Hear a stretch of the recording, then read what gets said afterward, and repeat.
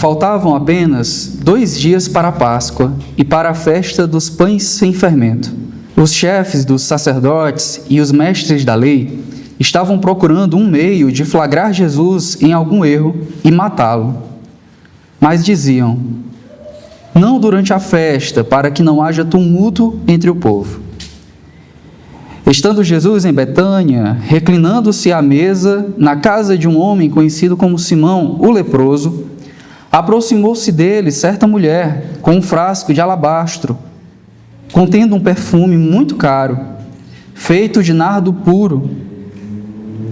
Ela quebrou o frasco e derramou o perfume sobre a cabeça de Jesus. Alguns dos presentes começaram a dizer uns aos outros, indignados: por que este desperdício de perfume? Ele poderia ser vendido por 300 denários e o dinheiro ser dado aos pobres. E a repreendiam severamente. Versículo 6. Deixe-na em paz, disse Jesus. Por que a estão perturbando? Ela praticou uma boa ação para comigo. Pois os pobres vocês sempre terão com vocês, e poderão ajudá-los sempre que o desejarem. Mas a mim vocês nem sempre terão. Ela fez o que pôde, derramou o perfume em meu corpo antecipadamente, preparando-o para o sepultamento. Eu lhes asseguro que onde quer que o Evangelho for anunciado em todo o mundo, também o que ela fez será contado em sua memória. Versículo 10. Então, Judas Iscariotes, um dos 12, dirigiu-se aos chefes dos sacerdotes a fim de lhes entregar Jesus. A proposta muito os alegrou e lhe prometeram dinheiro. Assim, ele procurava uma oportunidade para entregá-lo. Amém, irmão? Somente até aqui. Vamos orar? Ó Senhor bendito, nós nos colocamos diante de Ti agora, nesse momento da proclamação da Tua palavra escrita, lida, explicada e aplicada às nossas vidas. Pedimos que Tua graça repouse sobre nós, ó Deus, para que guardemos no coração as Tuas palavras. Te suplicamos que o Senhor nos lembre que esse momento não é um momento de palestra nem de aula, mas é um momento de exultação na Tua palavra, de alegria, de satisfação em Ti, de deleite na Tua palavra. Faz isso à medida que nós a ouvimos, que nos deleitemos em Ti, ó Deus.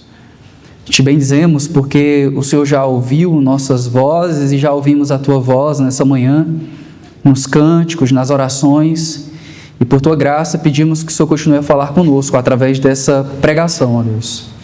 A Tua palavra foi lida e nós cremos que ela é inerrante, inspirada por Ti, autoridade sobre nós.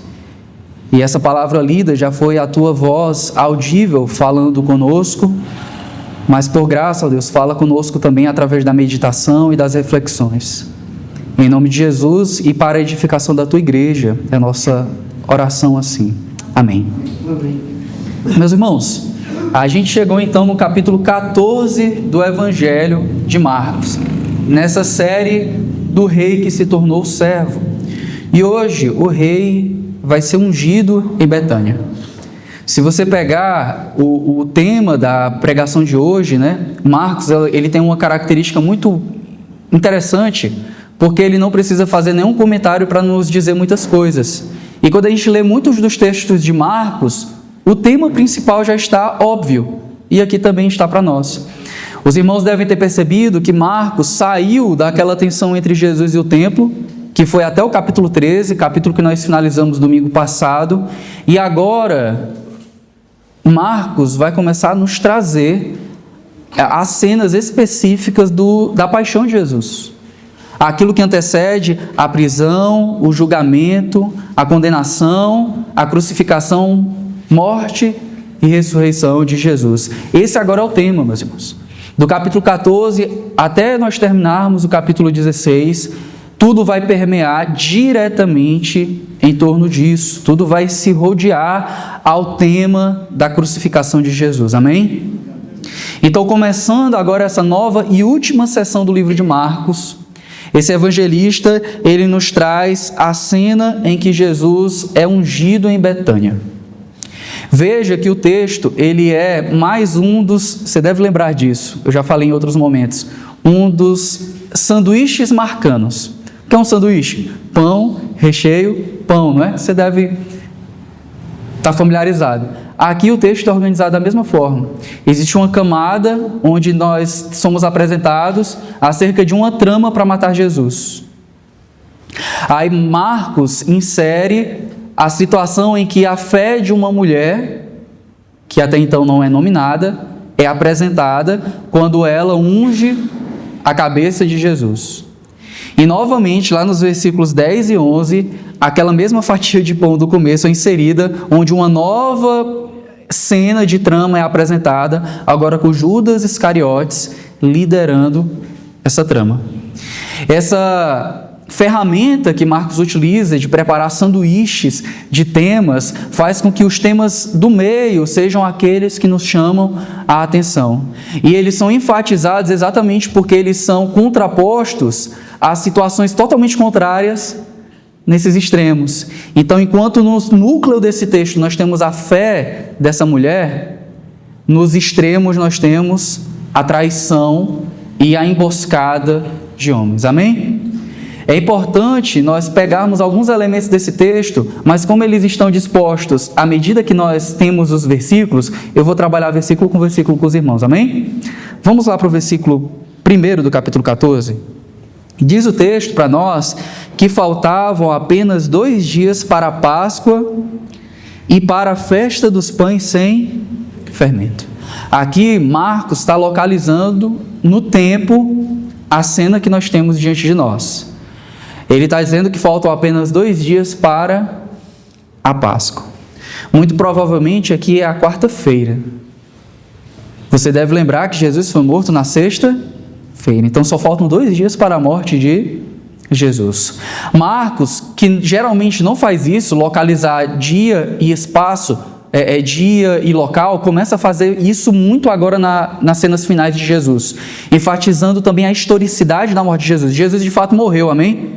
Ele não é um mito, ele não é uma historinha que nós achamos legal domingo após domingo para incentivar nossas vidas. De fato, Jesus encarnou, ele é o Filho de Deus, morreu e ressuscitou para perdão dos nossos pecados. Marcos localiza isso e ele mostra, olha, o período em que isso aconteceu é um período importantíssimo para o povo de Israel. Foi o período da Páscoa. A festa celebrada desde a libertação dos israelitas do Egito. A festa que está descrita lá em Êxodo 12, que é mandamento perpétuo, a festa da Páscoa e dos pães ázimos, ou dos pães sem fermento, que é uma festa que dura mais de um dia. São 7 dias de festa, mas começa ali com um dia em que o cordeiro é imolado, para lembrar quando o sangue de um cordeiro foi colocado nos umbrais das casas e quando o anjo da morte visitou as terras egípcias, os primogênitos de todos aqueles que não tinham suas casas pintadas, marcadas pelo sangue, foram mortos. E aqueles que tinham suas casas marcadas foram preservados. Esse dia, então, é um dia particular. No versículo 3 vai falar de uma multidão, mas lembra, todo o povo tinha que se reunir em Jerusalém para celebrar a festa da Páscoa. Então, Jerusalém estava lotada. Nós somos acostumados com cidades lotadas, né? Nós moramos em uma cidade turística e quando tem época turística aqui fica difícil até da gente estacionar. Lá, essa época é época de multidão. Mas é uma celebração, meus irmãos, que tem um cunho particular. A mentalidade judaica é refrescada pela memória de quando eles foram libertados do Egito. Então é uma época de efervescente possibilidade de rebelião contra o Império Romano.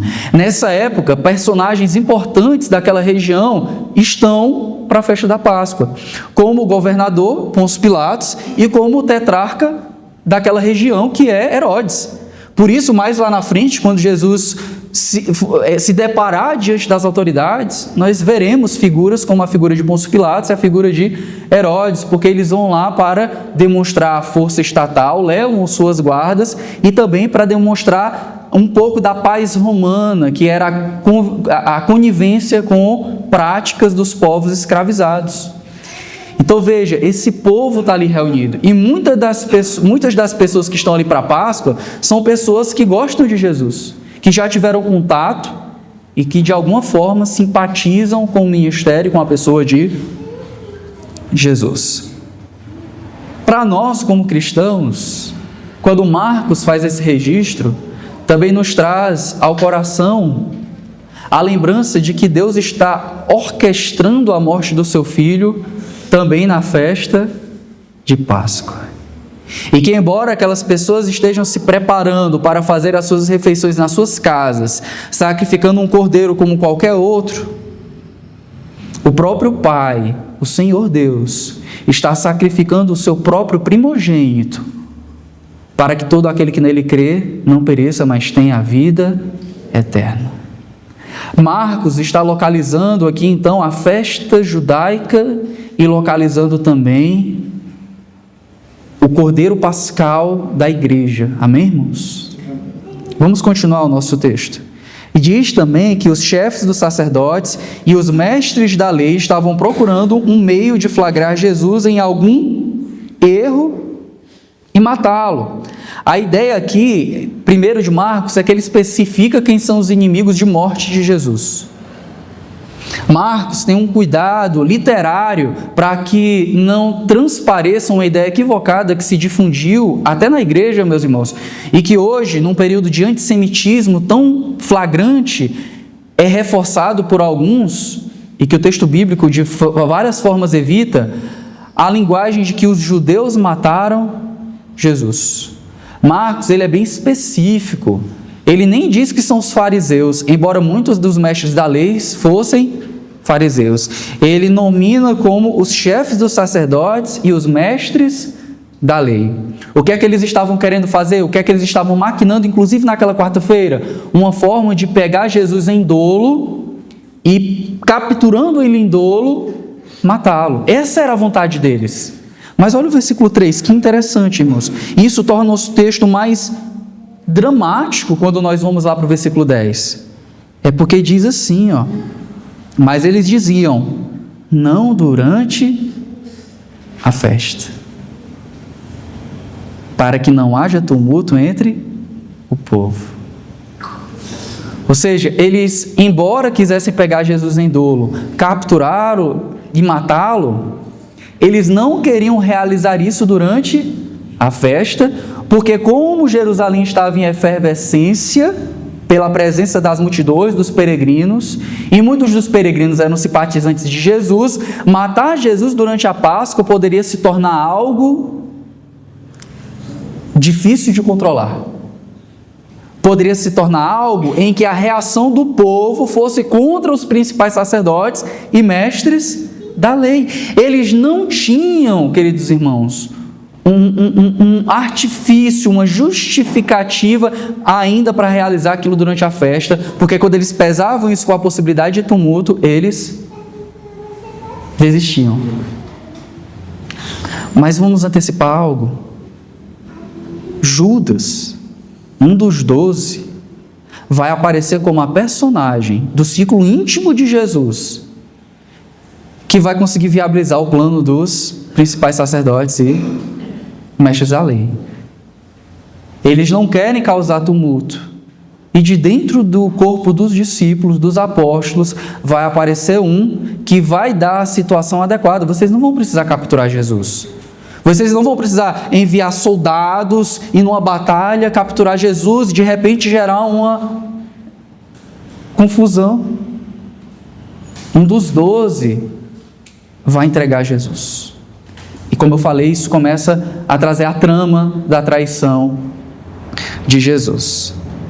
Mas para nós aqui nesse texto já fica claro que pelo menos durante a festa, em que eles não querem matar Jesus para que não haja tumulto, a mão soberana de Deus está preparando o Cordeiro Pascal. Vai ser durante a festa. Vai ser na Páscoa, em que o Cordeiro de Deus vai ser sacrificado. E aí nós temos o versículo 3 em diante. Eu tinha falado 3, né? Mas era o versículo 2, perdão. Agora é o versículo 3.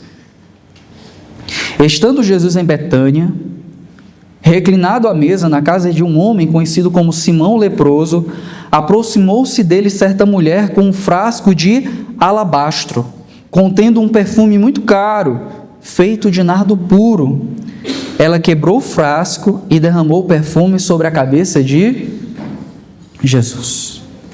Essa cena, ela está descrita no Evangelho de Mateus, quase de forma igual, lá em Mateus capítulo 26, de 6 a 13, e também lá em João capítulo 12, versículo de 1 a 8. E lá no capítulo, nessa descrição de João, nós temos alguns elementos a mais que nos enriquecem a leitura desse texto. Mas agora eu quero manter os irmãos aqui. Vamos ver onde é que Jesus está. Jesus está em Betânia. Betânia era uma cidade que ficava ao lado de Jerusalém. Ficava só 3 quilômetros, bem próximo.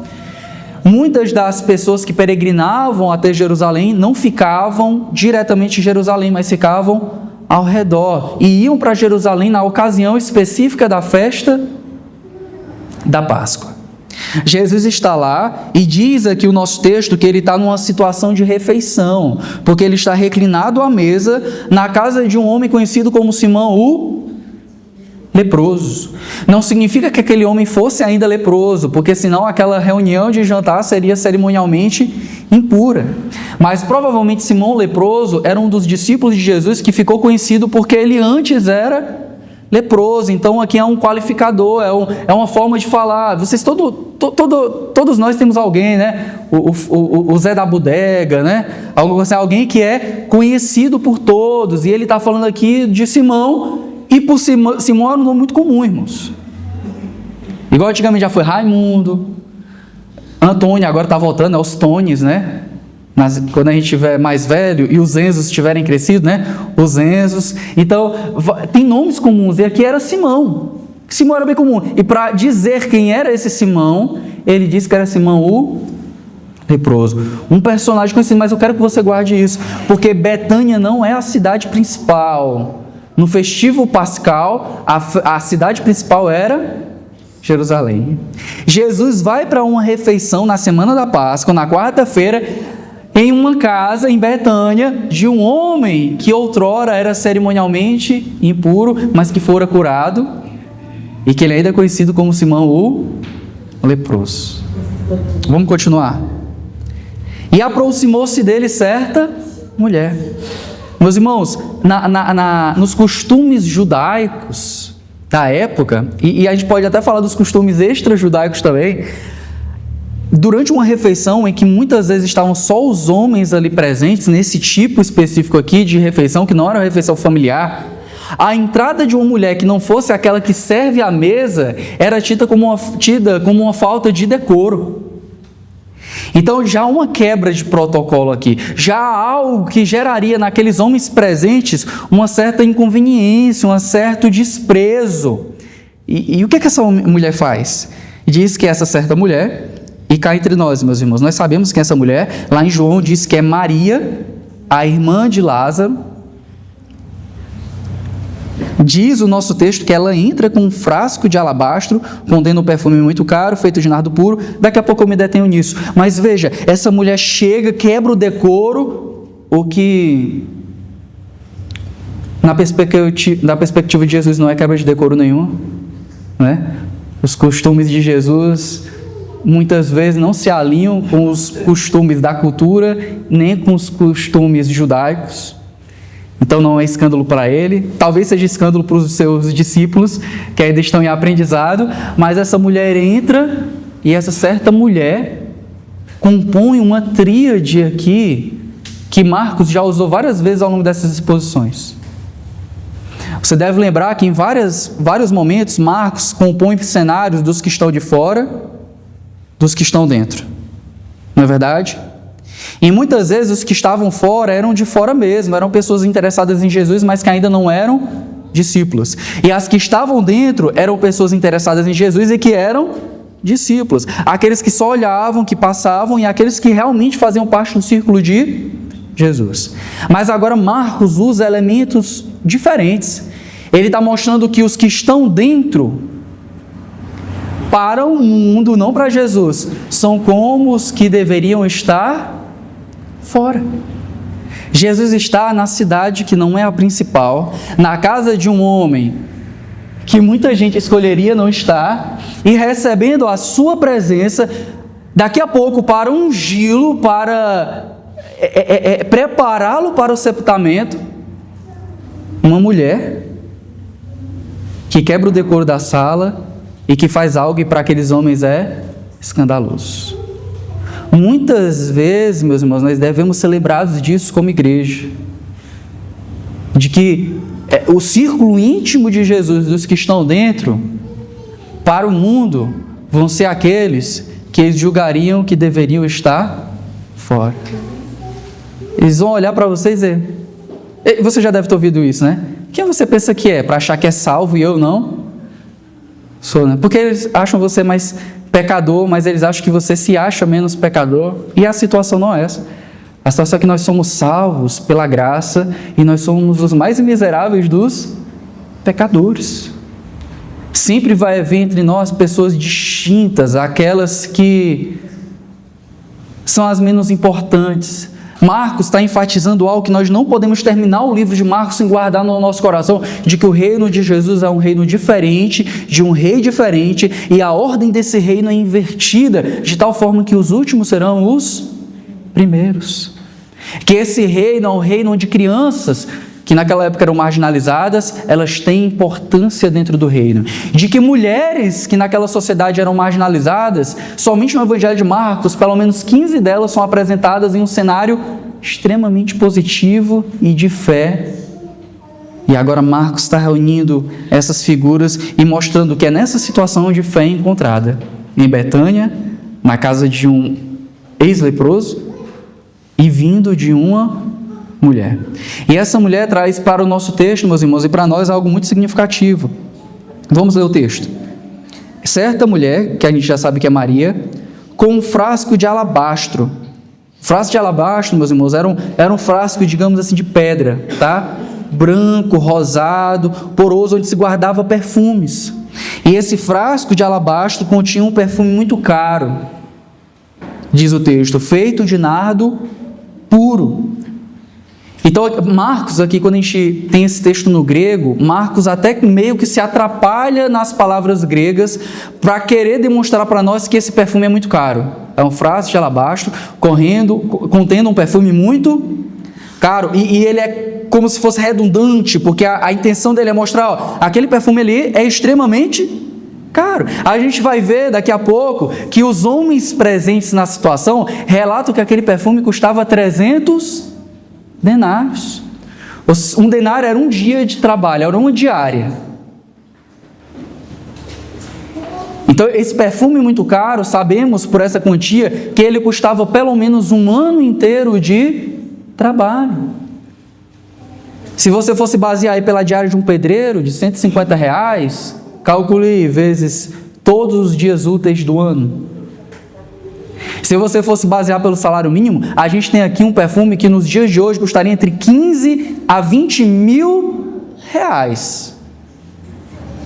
Então ela entra com isso, um perfume que muitos de nós, se for na nossa cultura hoje, que a gente nem conhece. Imagine aquele nome de perfume que você não sabe o nome, mas você sabe que ele existe. E que ele só é utilizado por aqueles que são extremamente ricos. Aquele perfume Alá Emirados Árabes. Esse perfume, ali não era uma sociedade de mercado, né? Em que você consegue comprar facilmente pelo AliExpress. Hoje não tanto por causa do imposto do amor, mas na Amazon e tal, você ainda compra, na Sephora e tal, perfumes de fora. Mas ali não era fácil. Então essa mulher tem diante dela, nas mãos dela, um frasco de um perfume caríssimo, e esse perfume é um perfume extremamente inacessível. É de nardo, Nardo era colhido lá na Índia. Então era uma substância ali inacessível, difícil de estar ao alcance das pessoas. Como que essa mulher tinha, embora a gente saiba que talvez Maria, Marta e Lázaro fossem bem de vida, provavelmente pelo preço era uma herança familiar. Os historiadores tentam dar duas explicações: ou era uma herança familiar, ou seja, algo de um peso não somente financeiro, mas de um valor sentimental, um valor familiar. Ou era algo em que era muito costume de algumas mulheres irem comprando aos poucos o perfume que elas usariam no seu casamento. Então, alguns defendem que as mulheres tinham frasco, compravam frasco, e aí, ano após ano, elas iam comprando, completando um frasco, até o dia do casamento que elas utilizavam. E isso também reforça, independentemente das duas figuras, que esse frasco de perfume, esse perfume, além de muito caro, ele tinha um valor incomparável. Ou uma herança, ou algo que ela vinha juntando há muito tempo, para o momento que, para mulheres, é um momento assim sublime, que é o dia do casamento, em que ela se ataviaria, que ela se prepararia para receber o seu noivo. E aí diz o nosso texto que ela quebrou o frasco e derramou o perfume sobre a cabeça de Jesus. Ela quebrou o frasco, ou seja, meus irmãos, a figura de quebrar o frasco é porque ela não quer guardar nenhuma gota. Era possível que ela ungisse, que ela derramasse sobre Jesus aquele perfume sem quebrar o frasco, mas o fato dela quebrar o frasco é uma forma de comunicar que aquilo que é extremamente valioso para ela, ela coloca à disposição de Jesus e para ela não precisa sobrar nada. Deixa eu borrifar sobre Jesus, deixa eu guardar um pouco para mim. Não, ela leva aquilo que ela tem de mais precioso, e sendo Maria, irmã de Lázaro, a presença de Jesus na vida dela tem um significado muito grande, porque Jesus ressuscitou o irmão dela. Ela leva para Jesus, portanto, aquilo que ela tem de mais valioso, sem nenhuma ressalva, meus irmãos. Esse texto continua gritando a nós da mesma forma que a pregação do Estevão. Quando ele fala lá da oferta da viúva pobre. A viúva pobre, ela deu 2 moedas, mas ela deu tudo o que tinha. 2 mulheres em situações sociais totalmente diferentes. Uma viúva pobre que só tem 2 moedas para dar, mas Jesus reconhece, aceita e aprova e elogia a oferta dela. Do outro lado, uma mulher que tem nas mãos uma quantia que muitos judeus sequer pegariam a vida toda, oferta para Jesus. Não é a oferta de uma viúva pobre, é uma oferta caríssima, mas que por Jesus é aceita, recebida e elogiada. A gente aprende que para Jesus o decoro é a fé. A gente aprende que para Jesus não importa o tamanho da oferta que nós venhamos a dar a Ele, mas as intenções e o coração são muito maior do que qualquer outra coisa, amém, irmãos? 2 ofertas totalmente diferentes, mas a mesma intenção e a mesma aprovação de Jesus. Elas entregam tudo o que tem. Isso vai dar uma martelada na cabeça de Judas, porque Judas é ladrão, conforme João, e ladrão ama dinheiro, e quem ama dinheiro nunca vai entender como que 2 pessoas em situações totalmente diferentes não têm ressalvas nenhuma para serem extremamente generosas em relação a Jesus. Aqui, meus irmãos, Marcos não está montando somente o cenário da fé. Nesse sanduíche, ele está trazendo um elemento que traz sal, luz, que reforça a figura da trama do porquê Jesus é tão odiado pelos sacerdotes e principais escribas, e também porque ele é tão renegado e será traído pelo seu próprio discípulo Judas. Aqui é como se fosse a pá de cal para Jesus olhar, ainda não totalmente, mas ao começo, olhando tudo isso e dizer: esse não é o tipo de Messias que eu esperava. Vamos continuar o texto. Alguns dos presentes começaram a dizer uns aos outros indignados. Essa palavra indignada é interessante, porque é uma palavra no grego que significa as narinas abertas. Sabe quando você está tão... parece um boi, né? Fica tão irado que as narinas se abrem. E essa figura dos presentes, ele não diz todos os presentes, né? Ele diz alguns dos presentes. Em Mateus diz que esses presentes que ficam indignados são discípulos. Lá em João destaca somente Judas, como se Judas fosse o principal indignado da situação. Mas para Marcos, o que é importante para ele destacar é que pessoas ali presentes não entenderam nada do que estava acontecendo e, pelo contrário, estavam ficando iradas. E elas falam, elas não só pensam, porque esse desperdício de perfume, ele poderia ser vendido por 300 denários e o dinheiro ser dado aos pobres, e a repreendiam severamente. A justificativa sempre é essa, né? Podia ser dado aos pobres. Conversa com alguém que se nega a ser dizimista. Não, mas aqui é melhor eu pegar o meu dinheiro e fazer oferta para associações comunitárias, né? Ajudar os pobres. Essas igrejas aí, tudo roubando dinheiro das pessoas, esse dinheiro podia ser dado aos... O que você fala muito sobre você, né? E o texto está nos comunicando que esse tipo de raciocínio muitas vezes se veste de humildade, de altruísmo, mas ali dentro do coração, o que guarda é falta de devoção e amor ao dinheiro. Veja aqui, meus irmãos, a fala deles, porque esse desperdício.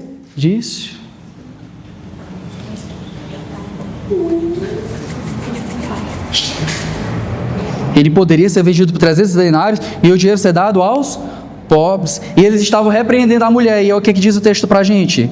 Eu ainda vou fazer uma aplicação sobre isso, mas olha o que o texto diz para a gente no versículo 6. Deixem-na em paz, disse Jesus. Por que a estão perturbando? Ela praticou uma boa ação para comigo. Ou seja, para as pessoas presentes havia ali um desperdício e um tumulto daquela festividade, daquele momento, e para Jesus não, aquela mulher está praticando uma boa ação. Meus irmãos,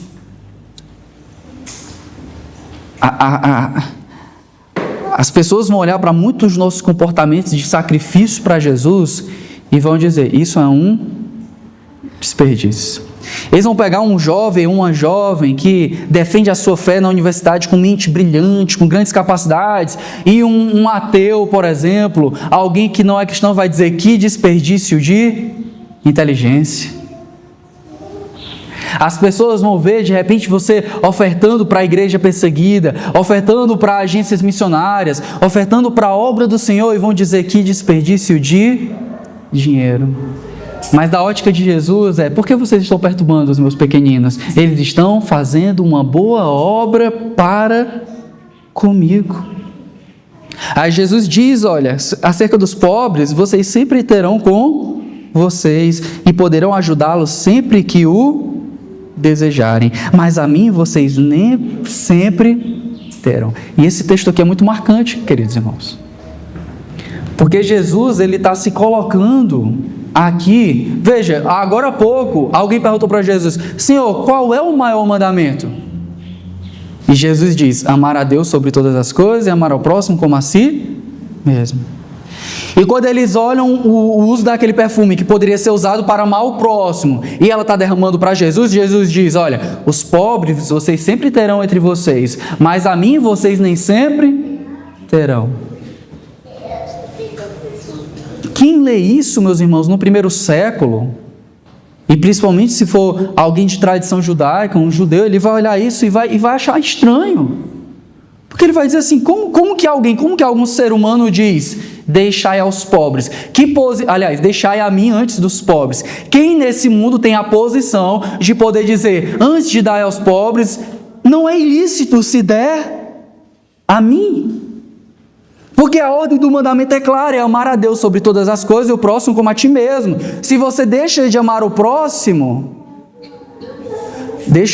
o único amor que vem antes de amar ao próximo é o amor a Deus.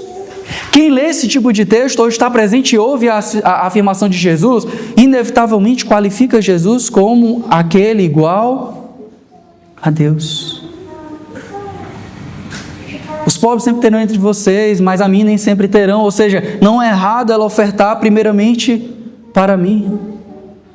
Isso aqui não é uma desculpa para você não ajudar o pobre, amém? Amém? Marcos, até então, trouxe várias situações em que os pobres estão incluídos no alvo do ministério terreno de Jesus. Jesus não está dizendo que o pobre não tem lugar entre eles, mas ele está dizendo que naquela situação específica, usar o pobre como uma justificativa não faz sentido, porque nem sempre terão a ele presente. Jesus está também trazendo algo, meus irmãos, que é ele está retrucando aqueles que dizem ser um desperdício aquela mulher jogar um perfume tão caro para ungir Jesus. Porque o que seria um desperdício? A oferta entregue ao próprio Deus vivo. O Evangelho de Marcos, antes de apresentar Jesus como Cristo ou como Messias, o Evangelho de Marcos começa lá no capítulo 1, versículo 1, Evangelho de Jesus Cristo, Filho de Deus. Ele está ofertando não para qualquer um homem, ele está ofertando para o Filho de Deus. Aqueles homens, ao falarem que é um desperdício, eles não somente diminuem o presente, eles não somente diminuem a mulher, eles diminuem o próprio Jesus. Um presente tão caro, desperdiçado dessa forma, desperdiçado com Jesus. Jesus é importante, mas não a esse ponto. E Jesus está mostrando, vocês não entenderam nada. E de fato eles não entenderam nada, porque no versículo, na continuação do versículo, ele diz assim, né? O perfume, ela fez o que pôde. E agora sim, a figura dessas duas mulheres, né? Ela junto com a viúva, ficam bem próximas, né? Lá no versículo 44, capítulo 12, Jesus diz assim, né? Todos deram do que lhes sobrava, mas ela da sua pobreza deu tudo o que possuía para viver. Para demonstrar sua fé a mim, ela fez o que pôde, ela fez o que estava ao seu alcance, e sem ressalvas, ela entregou ali. Daqui a pouco a gente pode falar melhor sobre isso, mas veja o ponto de Jesus. Eu lhes asseguro, antecipadamente ela está preparando o meu corpo para o sepultamento. Meus irmãos, aqui é incrível, porque Jesus já falou várias vezes: estou indo para Jerusalém, lá eu serei entregue nas mãos dos principais sacerdotes, dos mestres da lei, eu serei capturado, eu serei condenado, eu serei morto, e ao terceiro dia eu vou. E o que foi que alguém fez para preparar Jesus para entrar em Jerusalém e ser morto? Até agora, no Evangelho de Marcos, alguém fez alguma homenagem para Jesus, crendo que ele de fato seria morto em Jerusalém? Alguém, ao ouvir as palavras de Jesus está indo para Jerusalém para morrer, fez alguma coisa a respeito disso? E a primeira vez que aparece uma mulher trazendo um frasco de alabastro, contendo nardo puro, de 300 denários, e derrama em Cristo, ela está sendo julgada, retrucada, severamente admoestada. E Jesus está apresentando, essa é a única pessoa que antecipadamente está preparando o meu corpo para o sepultamento. E de fato, na história da redenção, isso vai acontecer, porque Jesus na sexta-feira vai morrer às 3 horas da tarde, ele tem que ser sepultado antes do pôr do sol. Então todo o processo de sepultamento de Jesus vai ser muito corrido, né? Jesus ainda vai ter que ter o seu corpo vindicado. José de Arimateia vai lá, olha, eu tenho uma sepultura, mas como eu ainda estou vivo, Jesus pode usar a minha sepultura, tem que levar, tem que enrolar, né? Tem que preparar, embalsamar, etc. Tudo foi feito muito rápido. Provavelmente as mulheres foram visitar o túmulo de Jesus no domingo, porque o que foi feito na sexta foi feito mal feito, né? Mulher, geralmente, né? Foi feito mal feito, foi feito nas pressas. Deixa eu fazer. Quando chegam lá, por que procuram entre os mortos aquele que está vivo? Elas não vão mais embalsamar ali a Jesus, não vão mais perfumá-lo, porque ele já está ressuscitado. A mulher que perfumou Jesus para o sepultamento foi Maria. Aí já vai sair um bocado de coisa na internet. Não, o pastor é misógino, dizendo é mulher, não sei o quê.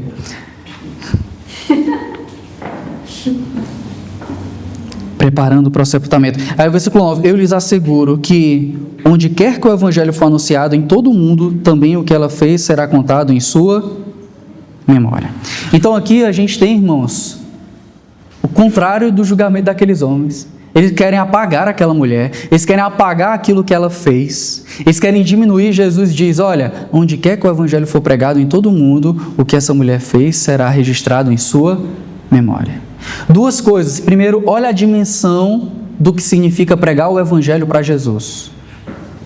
Em Marcos, Jesus já nos mostrou isso, né? Logo lá no começo de Marcos, Jesus está pregando o evangelho e diz: arrependei-vos e crede no evangelho. Então o evangelho é algo pregado, amém? Lá no capítulo 13, no versículo 10, Jesus mostra que o evangelho precisa ser pregado em todas as nações.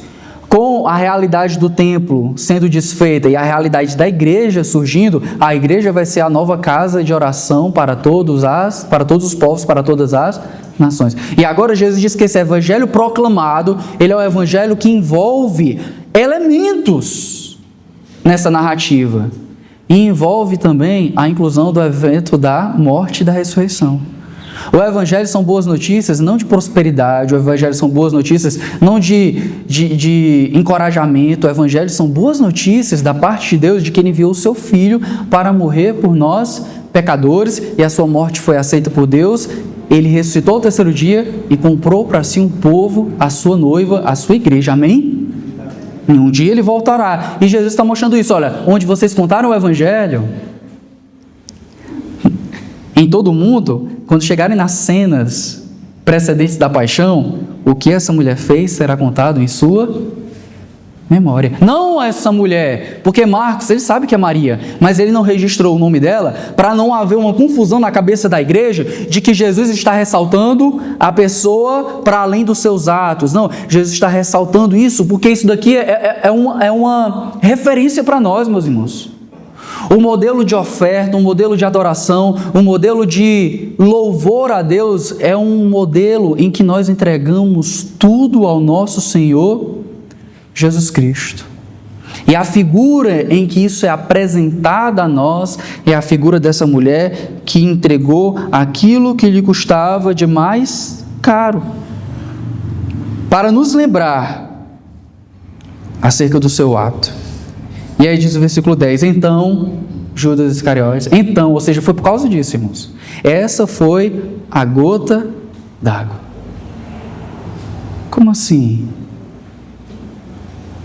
Esse tipo de Messias não dá. Eu já falei isso outro domingo, você deve lembrar que a maioria de nós desiste porque sempre vai acontecer alguma coisa que você vai dizer assim, ó, eu sigo Jesus até aqui, nesse ponto aí, não dá para mim. Vai sempre acontecer alguma coisa que, ao invés de você perseverar até o fim e ser salvo, como foi o nosso texto anterior, você vai dizer, não, é até aqui só. Essa parte aqui Jesus não mexe. Ou ele não traz significado para ela. E Judas, quando vê tudo aquilo, ele, opa, não dá. Por que Judas traiu Jesus? A gente não sabe no final das contas. Nenhum evangelho diz se foi porque ele era um zelote disfarçado e está querendo provocar o messianismo de Jesus. Existe essa linha, que acredita que Judas está traindo Jesus porque ele crê que Jesus é o Messias. Ou seja, que ele está entregando Jesus nas autoridades porque ele se considera um agente da revolução. Ele acha que só falta um empurrãozinho, só falta alguém entregar Jesus nas mãos das autoridades para que Jesus se revele como o Messias que é e destrua Roma. Tem gente que acredita nisso. Eu particularmente, embora acredite em parte, eu não acredito totalmente, porque não faz sentido para mim, porque Jesus é quem diz assim, ó, o Filho de Deus vai ser traído, mas ai daquele por quem ele for traído. Era melhor que não tivesse. Ou seja, eu não preciso que você faça um mal para me ajudar. A história do Antigo Testamento mostra isso. Abraão e Sara, a gente pode mentir, que aí ajuda. Tu vai ter os descendentes, está aqui a minha concubina, está aqui a minha serva. É dela que talvez venha a... Opa, Isaac vai abençoar? Deixa eu dar um jeitinho aqui. Jacó, vem cá, se veste dessas peles. Vamos enganar o teu pai. Sempre pessoas usam a maldade como um pretexto de estar pensando fazer a vontade de Deus. Os próprios líderes judaicos, eles pensam estar fazendo a vontade de Deus. matando Jesus. E Judas talvez tenha isso.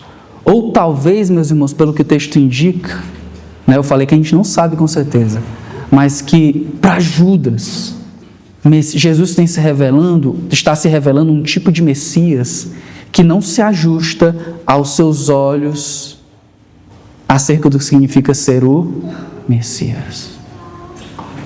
Como assim? Alguém que tem sua cabeça e seus pés lavados por um perfume caro ao invés de dar aos pobres? Como assim investir esse dinheiro de uma forma tão estúpida? O dinheiro poderia ser... Ele ama o dinheiro. Quem ama o dinheiro come a semente, ao invés de plantar para que ela germine e dê 10, 30, 100 por um. Ele trai, então ele dirige-se aos sacerdotes a fim de entregar Jesus. E olha a trama dolorosa, versículo 11. A proposta muito os alegrou. Eles queriam uma forma de matar Jesus, mas não estavam encontrando. Eles pensavam em adiar para depois da festa, para não ter tumulto. Aí, de repente, naquela quarta-feira, chega alguém para eles para dizer: eu vou entregar Jesus. E eles lhe prometeram dinheiro. Assim, ele procurava uma oportunidade para entregá-lo. Meus irmãos, esse texto riquíssimo para nós nos lembra tanta coisa, né? Nesse desenrolar do Evangelho de Marcos, de que os inimigos de Jesus se congregam, mas os inimigos de Jesus, pensando estarem fazendo somente a sua vontade no final, estão também fazendo a vontade do próprio Deus. Não é que Deus coloque o mal no coração das pessoas, não é que Deus dirige o coração das pessoas para o mal, mas pessoas que intentam cumprir o seu próprio mal e fazer conforme a sua vontade o que está nos seus corações, acabam não por sair da vontade soberana de Deus, mas a contribuir para que Deus realize o desfecho que Ele intentou. Se você vê Atos, os apóstolos vão dizer claramente que foi a mão de Deus que matou Jesus, mas ao mesmo tempo que foram os principais líderes de Roma, os principais líderes dos judeus, que fomos nós, a humanidade, quem matamos Jesus. Mas Deus está orquestrando e controlando tudo aquilo que acontece.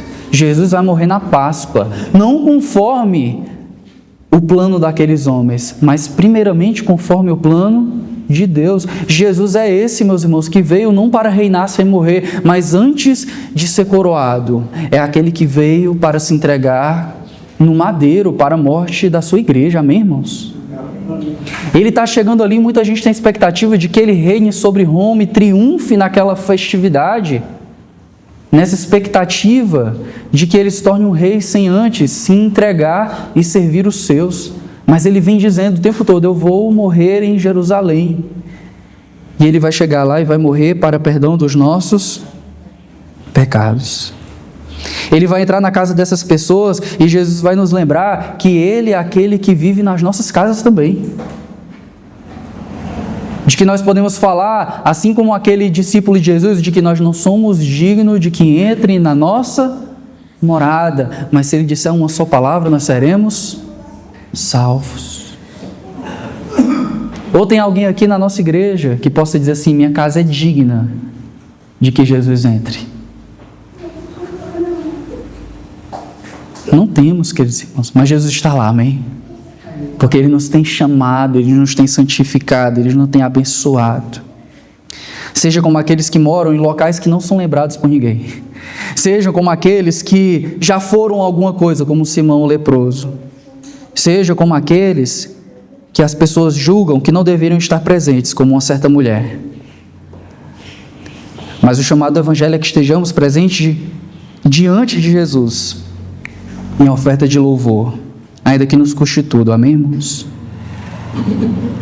Que a gente não seja o avarento da situação, aqueles que dizem que desperdício, mas que sejamos os primeiros a ofertar, contribuir, se doar, se entregar e praticar uma boa ação para com Jesus. Não fazendo aquilo que dá, mas fazendo tudo aquilo que nós podemos para o anúncio do Evangelho. Meus queridos irmãos, Que Deus nos abençoe, que sejamos testemunhos vivos de que Deus é aquele que entregou também aquilo que Ele tinha de mais precioso. De que Deus, Ele entrou na nossa casa, que é a casa dEle, e Ele entrou aqui derramando como oferta de libação, não aquilo que Ele tinha sobrando, não o produto de fim de prateleira. Ele enviou o seu próprio Filho, o seu primogênito, para morrer em nosso favor. De que o próprio Cristo é aquele que quebra o frasco de alabastro e derrama não um perfume de nardo puro, mas derrama o seu próprio sangue para perdão dos nossos pecados.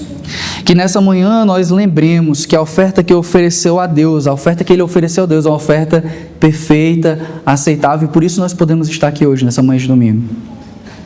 Porque a nossa dignidade de estarmos presentes diante do Santo dos Santos é uma dignidade dada por Ele, porque Ele nos lavou, Ele nos limpou, Ele nos ungiu. Amém? Vamos ficar em pé, vamos orar e em seguida vamos cear. Essa manhã é uma manhã de celebração, é uma manhã de louvor, é uma manhã de memória. Não somente em memória do que essa mulher fez, mas também em memória daquilo que Cristo fez por nós na cruz do Calvário. Amém?